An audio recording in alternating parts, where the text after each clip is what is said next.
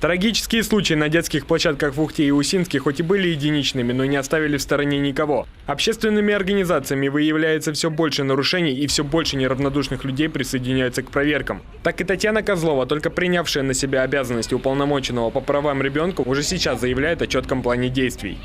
Но для того, чтобы делать какие-то выводы, нужно изучить эти материалы, посмотреть степень ответственности сторон, на чем балансе находятся площадки, кто отвечает, кто обслуживает, и потом уже, исходя из этого, делать какие-то выводы, делать какие-то ходатайства и встречаться с руководителями управляющих компаний, администрации города и выстраивать уже конструктивный диалог.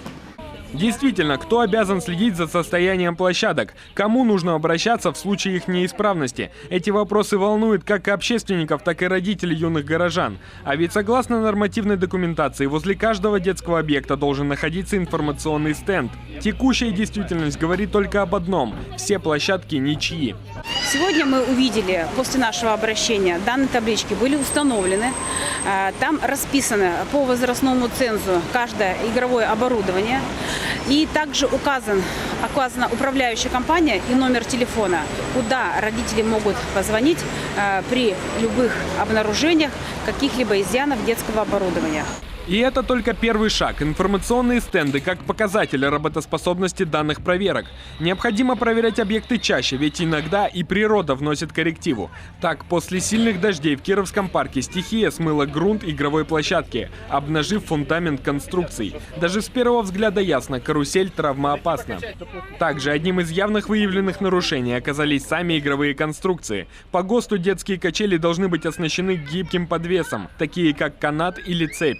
Жесткие же подвесы запрещены еще в 2003 году. Ребенок качается и прыгает с качели. Качели по инерции возвращается и, к сожалению, сбивает ребенка. Поскольку там железные трубы, качели становятся очень тяжелые. Из-за этого они запрещены. То есть, когда качели на гибких подвесах, на цепочках или на канатах, она легкая. Расшатанные балки, неукрепленные фундаменты и слишком близко расположенные канализационные люки. Все эти проблемы еще только предстоит решать мэрии Сыктывкара. Поэтому Татьяна Козлова, как новый детский омбудсмен, попросила общественников передать и составляемый ими реестр детских объектов с подробным описанием выявленных нарушений, чтобы не только быть в курсе, но и со стороны республики уже повлиять на их решение. Также активисты договорились встретиться в конце августа. В ходе такого же рейда они оценят результаты проведенной работы и также осмотрят детские игровые зоны в жилых дворах. Иван Дмитренко, Олег Жуковский, телеканал Юрган, Сыктывкар.